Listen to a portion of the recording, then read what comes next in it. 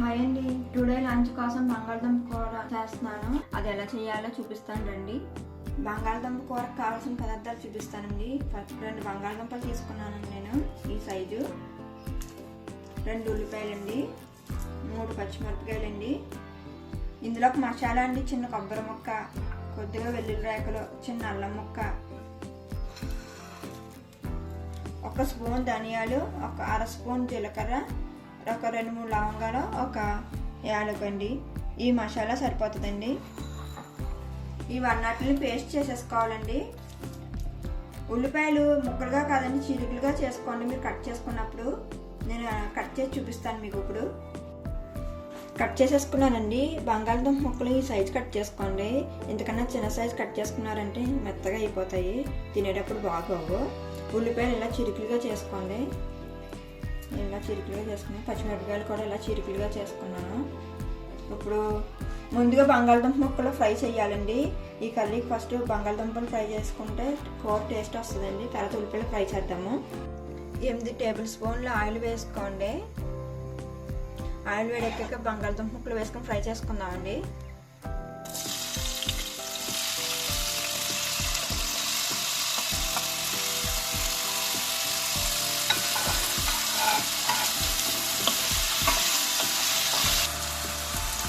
ఒక 5 నిమిషాలు ఫ్రై చేసుకోండి. బాగా ఫ్రై చేయక్కర్లేదండి, ఒక 5 నిమిషాలు సరిపోతుంది. మళ్ళీ కూరలో ఉంటుంది కాబట్టి కొద్దిగా ఫ్రై చేసుకుంటే సరిపోతుందండి. మీరు ఫ్రై చేసుకున్నప్పుడు ఇలా చెప్పండి, లేదంటే గిన్నెకి అంటుకుపోతే బంగాళదుంప ముక్కలు ఎగిపోయినాయండి. ఇలా ఎగితే సరిపోతుందండి. తీసేసుకుందాము.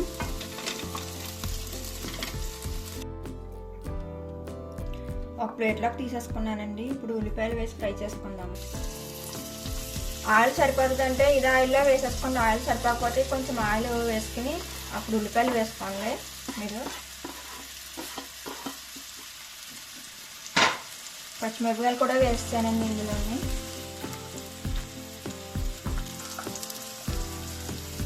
కొద్దిగా పసుపు వేసానండి. కొంచెం ఉప్పు అండి, మీరు ఎంత అయితే తినగలరో ఉప్పు దాన్ని బట్టి వేసుకోండి. ఉప్పు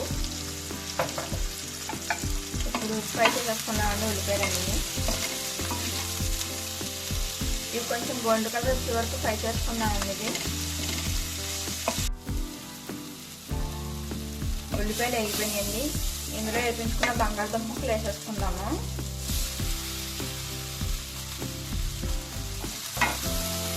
ఇందులో కారం వేసుకుందామండి. ఆల్రెడీ 3 పచ్చిమిరపకాయలు వేసాం కాబట్టి కారం చూసి వేసుకోండి, మీరు ఎంత అయితే తినగలరో. ఇప్పుడు కలిపేసుకుందామండి అన్నీ.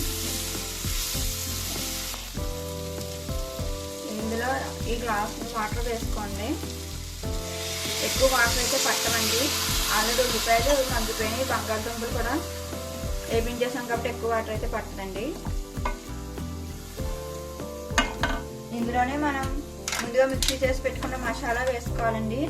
మీకు ఫస్ట్ చూపించిన మసాలాలన్నీ అల్లం వెల్లుల్లి మసాలాలు కొబ్బరి అన్నీ కలిపి నేను పేస్ట్ చేసి పెట్టేశానండి.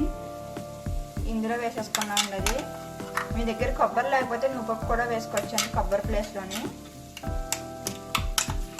మొత్తం పేస్ట్ అంతా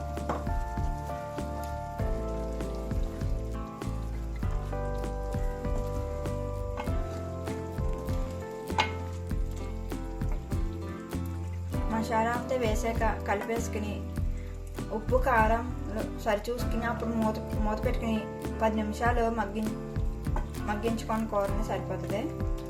కూర ఉడికిపోయిందండి. ఇలా దగ్గరికి వచ్చే వరకు ఉడకబెట్టుకోండి. మీరు ఉడికిపోయిందని కూడా గ్యాస్ ఆఫ్ చేసేసుకున్నాం. ఇప్పుడు ఈ కూర రైస్లోకి చపాతీలోకి కూడా బాగుంటుందండి.